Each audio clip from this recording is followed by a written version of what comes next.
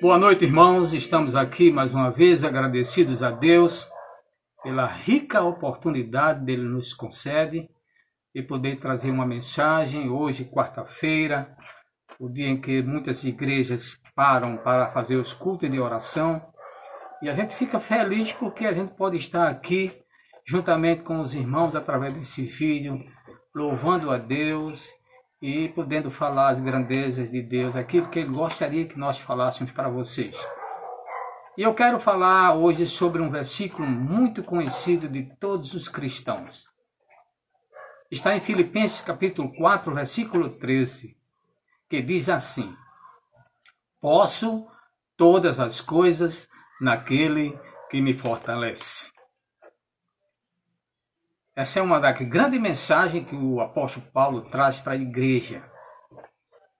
E eu quero intitular essa mensagem como Superando as Crises com Cristo.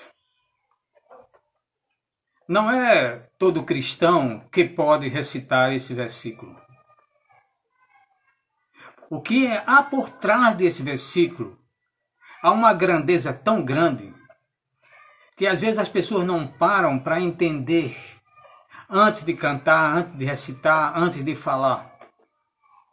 E muitas vezes a gente acha que o versículo está dentro daquilo que a gente acha, da visão nossa, e não procura entender, buscar os pormenores para saber a razão por que Paulo disse isso. É como o hino de número 295 do cantor cristão: tudo entregarei. O hino diz: tudo, ó Cristo, a ti entrego. Tudo, sim, por ti darei. Esse hino, muitas vezes, eu vejo as pessoas cantarem na igreja e eu percebo que tem muitas pessoas que não poderiam cantar esse hino, ou não podem cantar esse hino. Esse hino é um hino de compromisso com Deus. E muitas vezes eu vejo pessoas que estão cantando, acham um lindo hino, mas a vida não condiz com o que ele está cantando. É por isso que o apóstolo Paulo fala: posso todas as coisas naquele que me fortalece, dentro de uma visão, irmão, não do que as pessoas acham. Você já viu aquele hino, Eu Tenho um Chamado? A gente canta muito na nossa igreja. É um hino que tem uma expressão fora de série. A letra desse hino é belíssima. A juventude da nossa igreja canta e encanta. Mas ele não tem compromisso com o evangelho, com a pregação, com a mensagem. Eu fui chamado, e a gente percebe que não é. Não há um envolvimento com o evangelismo. Ninguém nunca ganhou uma alma para Cristo. Não traz visitantes. Mas na hora de cantar o hino, aí todo mundo canta. Cuidado com o que está cantando e cuidado com o que está pregando, porque Deus não gosta de falsidade. Josué disse: eu e a minha casa serviremos ao Senhor, mas com sinceridade e com verdade. Com sinceridade quer dizer sem cera, sem maquiagem. Uma vida espiritual transparente. É isso que Paulo está falando. Posso todas as coisas naquele que me fortalece, dentro de uma expressão de vida que ele teve. A gente precisa aprender isso. Posso todas as coisas naquele que me fortalece. Não é uma opinião formada pelo apóstolo Paulo. Eu vou falar isso aqui, eu formei essa opinião e é isso aí que eu estou falando. Não, gente. Não é uma emoção espiritual que ele teve no momento. Não é uma determinação religiosa. Já viu aquelas pessoas que dizem eu determino? Como se ele tivesse um poder e fosse secretário especial de Jesus Cristo aqui na terra. O versículo bíblico não quer falar isso. Mas é uma experiência de vida com Cristo. Em 2 Coríntios, no capítulo 12, a gente vai entender melhor quando o apóstolo Paulo escreve mostrando a experiência que ele teve. Capítulo 11, versículo de 23 ao 27, diz assim: sou ministro de Cristo, falo como fora de mim. Eu ainda mais, em trabalho muito mais, em açoite muito mais do que eles, em prisões muito mais, em perigo de morte muitas vezes. 5 vezes recebi dos judeus uma quarentena de açoite, menos um. 3 vezes fui açoitado com varas. 1 vez fui apedrejado. 3 vezes sofri naufrágio. 1 noite e 1 dia passei no abismo. Em viagem muitas vezes em perigos de rios, em perigo de assaltantes, em perigo de matricídios, em perigo de gentios, em perigo da cidade, em perigo no deserto, em perigo no mar. Ele começa a contar aí a experiência de vida cristã que ele teve. É um amadurecimento espiritual. Alguém que passou por muita situação e adquiriu uma experiência de vida. Por ele adquirir essa experiência de vida, aí ele diz, eu posso todas as coisas naquele que me fortalece. Não é um poder de determinação, mas é um poder de experiência, de superação das coisas. Você já leu Romanos capítulo 5? Romanos capítulo 5, versículos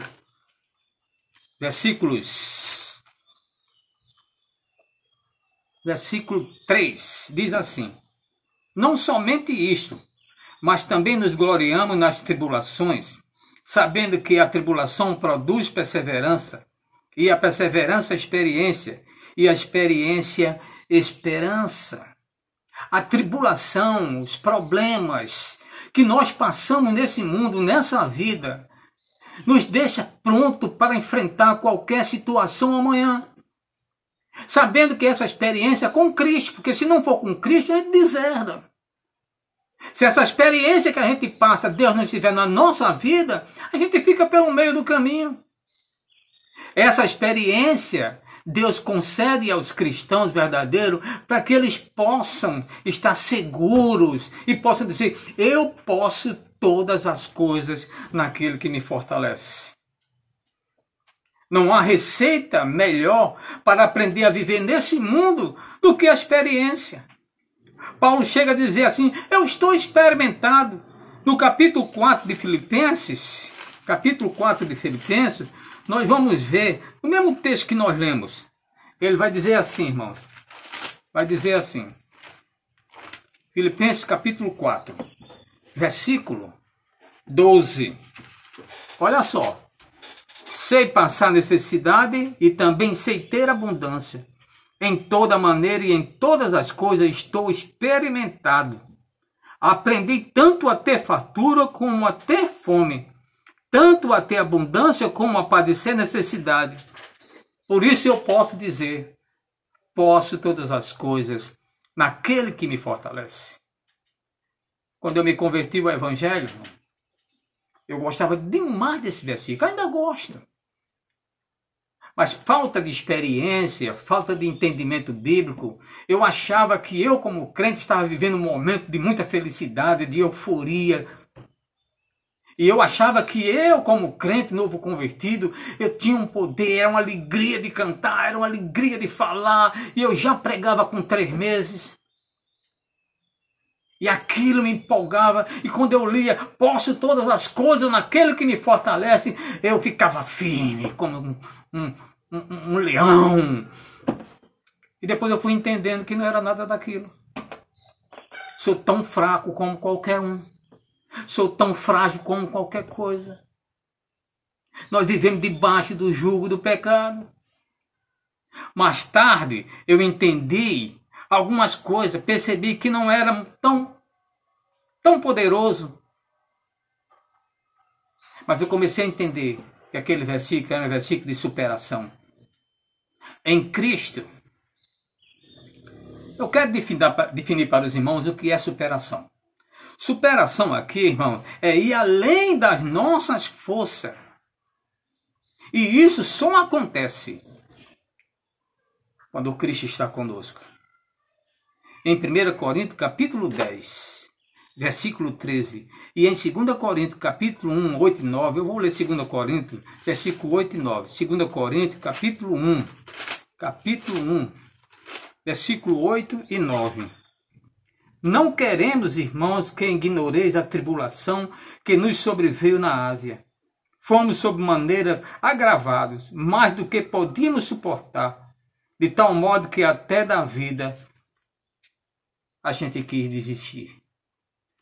E ainda, irmãos, em 1 Coríntios capítulo 10, 1 Coríntios capítulo 10, no versículo 13, ele diz, não sobreveio sobre vós tentação humana, e fiel é Deus que não vos deixará tentar acima do que podeis resistir. Antes, com a tentação, dará também o escape, para que possais suportar. Experiência de vida com Cristo, com Deus na nossa vida, a gente consegue superar, irmão. Não é uma superação material, só do homem. O homem é fraco, é frágil. Mas é uma superação que a gente não consegue entender. Nós precisamos aprender e ter experiência na vida para poder passar pelos problemas, pelas tribulações, pelas agonias, Nós precisamos. Alguns anos atrás, eu vinha na Avenida Recife e vinha junto de mim, ou na minha frente, uma Brasília. Um carro. Lembra da Brasília? A Brasília amarela. E a Brasília estava muito enferrujada. A gente percebia que era um povo pobre, sem recursos, que nem podia consertar aquele carrinho que ele tinha. Mas ele estava ali por uma necessidade, nós sabemos disso. E eu comentei com a minha esposa, a gente vinha andando e eu vi, poxa, que carro, esse carro não tem mais condições de andar, porque além de fumaçar está quase caindo. E eu comecei a olhar e percebi que no vidro de trás tinha esse versículo, posso todas as coisas naquele que me fortalece. Do meu lado vinha um carrão, cabine dupla, um carro todo preto. E dava para perceber que as pessoas que vinham dentro vinham rindo da Brasília. Eu não sei se era da Brasília ou era do versículo que estava no vidro da Brasília. Porque parece até uma incoerência. Uma pessoa num carro daquele dizendo, eu posso todas as coisas naquele que me fortalece. Talvez ele estivesse dizendo, eu posso dizer isso. Mas esse rapaz aí, isso é um coitado. E eles não entendem. Eles não conseguem entender essas coisas. Está além da nossa compreensão. Eu posso todas as coisas, irmão. É uma condição de vida. Muitas vezes a gente não pode. Não estamos preparados. Não temos condições nem material, nem espiritual, irmão, de superar certas situações na nossa vida. Será que nós temos condições de andar num carrinho assim? Um dia desse eu falei, há alguns anos atrás, com meus meninos, era garoto, eu vou comprar um carro desse para mim, eu vou comprar um Fusca. Mas pai, um Fusca? Você entendeu? Eles eram garotos, não tinham condições, a gente sabe disso. Mas tem muita gente que não tem condições de andar no Fusca. Se você der uma carona numa Brasília, num carrinho velho, ele não quer. Prefere pegar um Uber. Poder todas as coisas, irmão, é a condição que Deus nos dá de poder estar em cima e estar embaixo. Paulo disse, eu posso, porque eu estou experimentado. Eu sei ter abundância, mas também sei ter necessidades. Eu estou experimentado em todas as coisas. Eu já passei por isso. Você já passou? por situações que hoje não quer mais passar. Você pode comer hoje com carne e pode comer sem carne amanhã. Você pode comer só uma banana no almoço e achar que vai superar aquilo, ou você vai chorar, ou você vai lamentar, ou você vai perguntar a Deus: Deus, por que isso? Eu sou seu servo, o Senhor deixou para ficar numa situação dessa? Aí muitas vezes lê o versículo: posso todas as coisas. Pode mesmo? Tem gente que quando perde as coisas, né, entra em pânico. Tem gente que não consegue superar situações. Eu estava lendo um artigo sobre Eliana Zag. Eliana Zag era tetraplégica. E ela pediu ao pai para pintar. E o pai: minha filha, como é que você vai pintar aqui? Você não tem condições. Você está numa cadeira de roda. Você não mexe com as pernas, não mexe com as mãos. Ela disse: papai, eu quero pintar quadro. Compre um kit para mim, que eu vou treinar a pintar com a boca. Mas como? Eu boto o pincel na boca, papai. E bote a tela aqui numa posição que eu possa pintar. E o pai foi e comprou um kit de pintura e comprou umas telas para ela. Arrumaram um meio lá, um jeito de colocar numa certa distância que ela pudesse, porque ela movimentava com a cabeça. E ela melava ali, ela colocava o pincel na boca ali, botava na tinta e pintava a tela. O artigo diz: o último quadro que Eliana Zag vendeu na Itália custava $300 mil. Superação. Você está pronto para superar os problemas da vida? Você está pronto a viver diante de uma situação caótica? Como é que você está enxergando o vírus? O Covid-19 está aí. Você tem condições de superar essa situação? Ou você está alarmado, você está realmente com medo, como eu estou e como outros estão? Como é que a gente pode viver essa situação? Paulo está dizendo que nós precisamos ter experiência de vida em determinadas situações para poder dizer: eu posso todas as coisas naquele que me fortalece. Eu tenho 68 anos. Eu tenho uma vasta experiência na vida. Eu já passei por muitas coisas. Eu sou filho de um marceneiro que teve 10 filhos. E que era preciso sustentar tudo trabalhando de marceneiro. E eu sei o que é passar momentos difíceis na vida.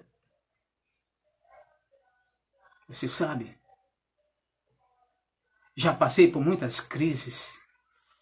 Já tive sarampo. Já tive a bexiga. Já passei por muitos problemas. Já tive uma situação na minha vida, aos 14 anos de idade, que eu tive que ir para um hospital em coma. Passei 1 ano sem poder fazer nada. E eu não sabia que Deus queria que eu fosse ser pastor no futuro. Já passei por grandes problemas na vida. Passei pela Revolução de 64, passei pelos caras pintados de 1980 com Tancredo Neves. Eu vi muita coisa na minha vida. Eu estou experimentado. Coronavírus para mim, irmão, é colher de chá. E agora especialmente porque eu tenho Cristo no meu coração, esse poder que eu tenho de superar, irmão, não é material. É porque eu sei que a morte, ela só adia, mas a gente vai ter que morrer. E eu já estou preparado para isso, como alguns irmãos também estão. Aí a gente aprendeu, a gente tem experiência na vida. A gente sabe. E a gente passa essas coisas. Especialmente porque Cristo está conosco. Eu gostaria que você aprendesse isso nessa noite. A superar com Cristo as crises. Que Deus possa nos abençoar a entender essa mensagem e crescer cada dia mais, superando as crises com Cristo.